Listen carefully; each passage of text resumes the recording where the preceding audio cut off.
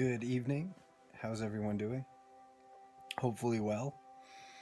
Um, I guess transitioning from yesterday to today, it seems that um, whatever value-based DC-ism that was coordinated for the past few days in shifting the embassy in the capital Israel, it seems that there is some Erdogan insight into that in a Yair Netanyahu context that I feel is appropriate in shaping the dialogue around the West Bank Solar Initiative, which could produce a favorable outcome.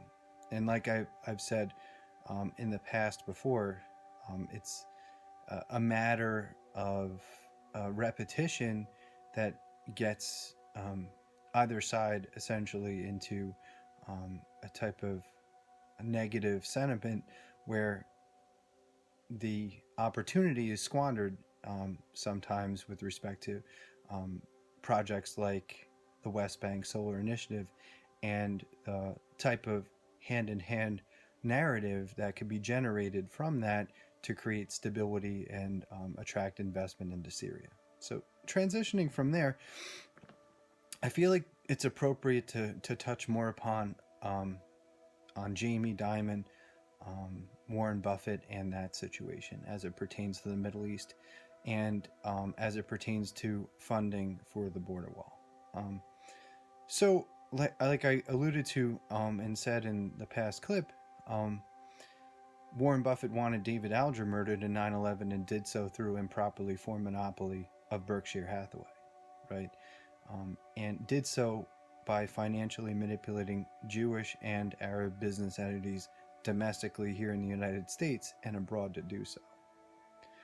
So what do I mean by that? If you go online, you can see that there's a documented history, or what's left of the documented history, of Warren Buffett not liking David Alger at all, right? And when you begin to understand the type of statecraft that went into that type of condition, it's not nearly necessary to uh, wipe out and essentially uh, burn down, incinerate, nanothermite um, the Twin Towers, right? To be able to go back and restructure or critique a type of Middle Eastern policy in Iraq that perhaps, in many respects needed that critique. So when you understand that you didn't, that that wasn't necessary, then how is that interplay? How does that kind of unfold? And when you see that, you see the backdrop of that, and you have a type of, like I said, Cuomo contortion of the judiciary, where it seems that the Gorsuch alike aligned Columbia University justices, especially Leibowitz, Scherzer, feel more so inclined to cover up and accommodate multi-billion-dollar criminality, and do so in not really tasteful type of way, and especially as this as my campaign for governor of the state of New York comes to a head. So, putting that back in its totality, you have that type of situation, and you'll see, going back, you'll see in the clips from 2001, New York Times related, that this is a stated value versus growth nuance and fact. So from there, you have to see that, okay, well, you know, where did this all begin? And it began with flagging a shadow banking and insider trading fraud, exposing Steve Cohen taking advanced positions in GE and Comcast ahead of the NBC Universal GE Comcast merger 7 years ago. This is where this began. So we go from 9/11 to a silence where, seeing the type of wire fraud, value wire fraud, and types of entertainment quality generated from the wire, from myself, my family, respectively. And from there, you're able to shape the type of Royal Tenenbaums type of narrative appropriate to then be able to now break down different types of fraud, especially if you're able to expose it, exposing the Burmese junta General Thanshaw's daughter shadow banking with Jamie Dimon, J.P. Morgan Chase, and that type of criminality, leading up to the financial crisis of 2008, and understanding that J.P. Morgan Chase was the only bank left solvent because of that type of criminality. So understanding that in the proper Bear Stearns type of context becomes important as we go back and examine flagging, shadow banking, and insider trading fraud. So I do this 7 years ago, and then instead of getting the credit and recognition I deserve, um, it appears that the value judiciary and the construct seemed entitled to um, intrinsically state an alternative set of facts, which uh, amounted in the resignation or transferring of uh, Special Agent Kang, Shavs, Leff, and more recently Punzo from the FBI. And like I've said before, the resignation of two directors of the FBI and one deputy director, arguably. And this comes from stems from you know about $500 million in fraud to SEC complaints, and the SEC incentivizing the public flagging insider trading related securities fraud criminality, and to be paid via whistleblower rewards. And instead of being paid, is placed into wire drag nets with the intent to entrap, which failed, which manifests into wire drag nets with the intent to entrap and murder. And with Cuomo and the value obstructionism, justice impaired every step of the way. So you're understanding. So now you're be able to see. Okay, well, Greg Waltman knew about the Alger Warren Buffett situation, and he breaks that down in the 9/11 context appropriately. And then you begin to see how an improperly formed monopoly, Berkshire Hathaway, is able to exert financial influence. And another recent example of that is holding the U.S. government hostage to not fund the border wall. And now you have that type of undercurrent where improperly formed monopoly is holding the United States economy hostage to get its way to cover up its criminality from 17 years ago, right? And you have a governing legislative apparatus that is placating to that, which in this type of context just isn't appropriate.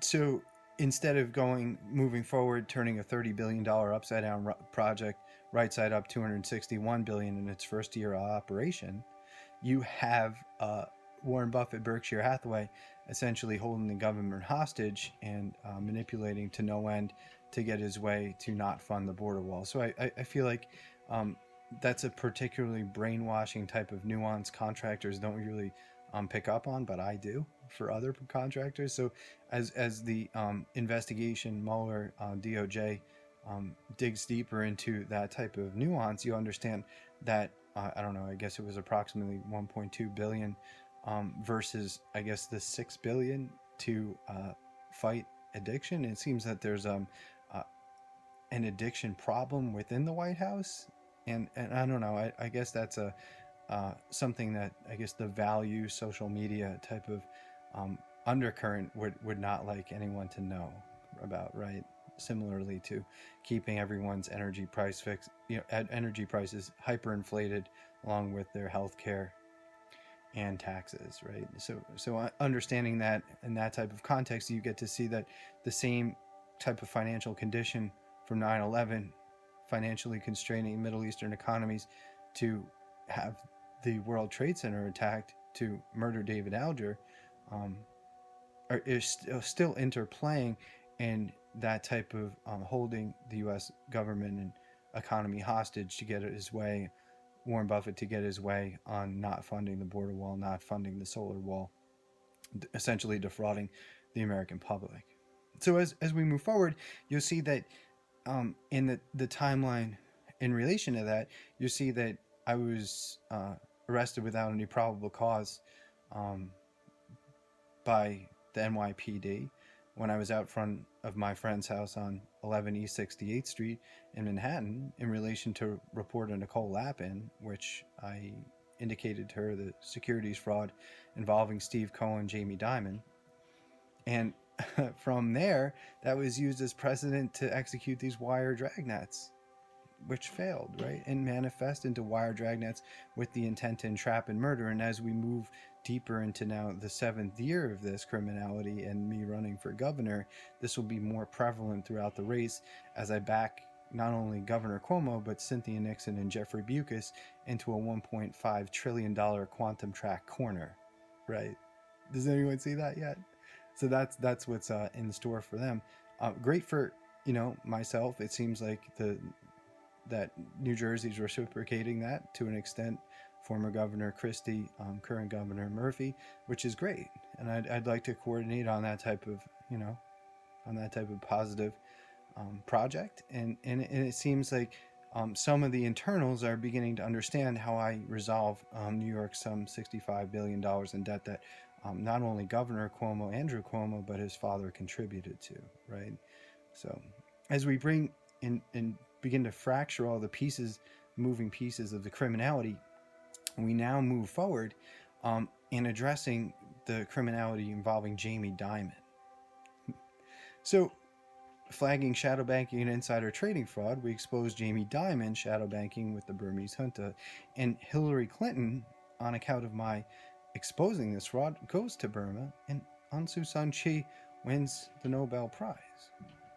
But that doesn't really fit into the one hacker way value narrative that well. So you see that there's a bit of Rohingya type of mass market manipulation surrounding that to cut me out of the money owed from flagging the whistleblower, flagging the criminality through whistleblower complaints at the SEC. And from there, you can see that the criminality swept under the rug. Chelsea Clinton working for getting a nice job at a Comcast, NBC Universal on the back end of flagging that fraud for quite a bit of time.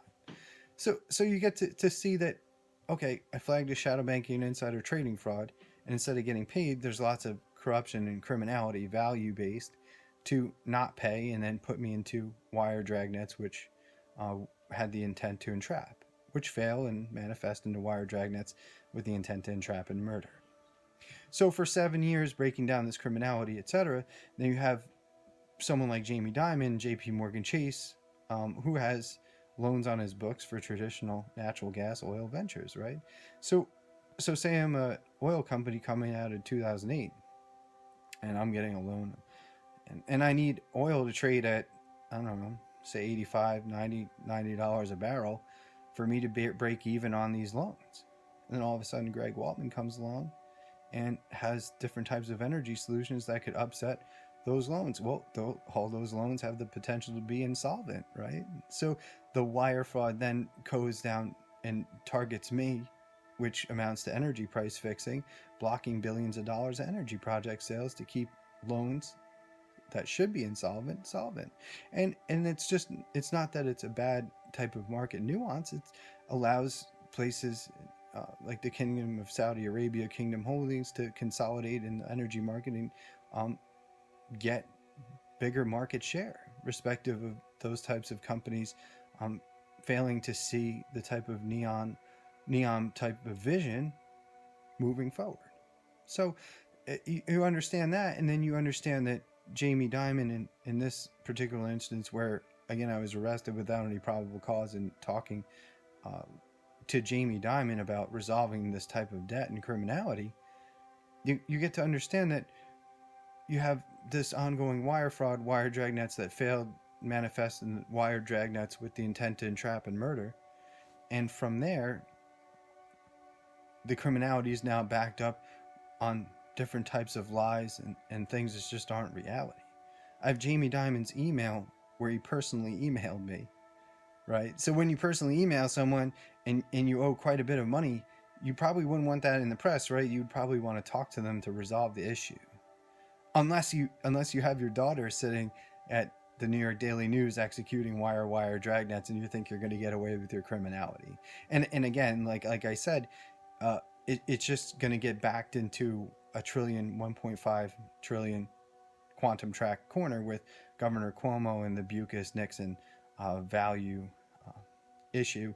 And as we move forward in the governing, move forward governing and into the race for governor in the state of New York, um, I feel like my solutions will be the only ones that should warrant any type of further consideration from the people of the state of New York, from the people of the United States, from the international community.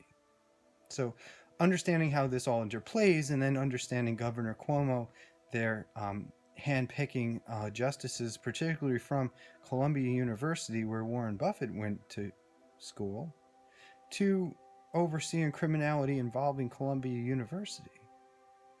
So when you begin to put this all together, you just have one big manic hyper protectionist value based fit of wanting to get away with criminality going back to 17 years ago and needing to go to every extreme, which I would categorize as manic, to then uh, sweep up or sweep under all the criminality in relation to me, my company, and the reality of the situations, which amounts to mergers and different types of redirection scams to divert liability, crisis management tools, and different types of um, the DOJ and value judicial manipulation, limiting the scope of the prosecution, and things like that. So, I mean, as we move forward, these things are going to become more prevalent, and I feel like understanding in that context as in the judiciary type of perspective will become increasingly important, um, because it can't be both ways, right? I either have quantum tracks solution, and that creates the first ever self-sustainable city in the world, or I don't, right?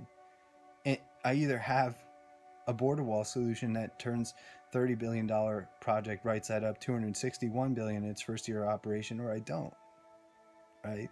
There isn't anything value federal protectionist scam in between that. And I feel like that's the underlying fake news types of issue that kind of goes on and on and on, and there isn't the type of closure necessary for that. And Mueller, in his investigation, if I could just point out one more nuance, is that you have Bukis creating a very slippery type of context on the Cuomo contortion, respective of the journalist, where again blocked by the DOJ, but DOJ limiting the scope of the prosecution, not wanting to hear a deposition, but then needing to control Nixon, L-Train control Nixon, similarly to today, the federal type of value protectionist conversation dialogue around that. And it never seems to quite touch Governor Cuomo, doesn't it? Does anyone notice that? Or maybe Chris Cuomo probably noticed that, but I particularly noticed that. So when you have people, I would arguably say some 30,000 people at Time Warner Inc., creating a very slippery screen to not mention the word Gates in a holder type of versus Golan type of context, you have that type of issue there where, okay, well, you see that your probe, or you would see that former FBI Director Mueller's probe is making progress, but you have to see that, okay, well, is the public being manipulated to not understand Governor Cuomo's hand in the criminality? And how are those 30,000 people being leveraged now that the DOJ blocked the merger and now Bukis needs Cynthia Nixon to run? And where are Governor Cuomo's solutions to turn some $65 billion in debt in the state of New York right side up? And you see that it just doesn't exist. So I thank you, friends. And I guess in leaving you, things to consider is, again, either I have the solutions or I don't. And now that I do, you and you can understand them, what is the reality behind that? And then you'll begin to understand the value federal protectionist type of social media, mass media, manipulative context that has defrauded not only the public from the state of New York, but the American public and international community. And with that, I'll leave you and have a good evening.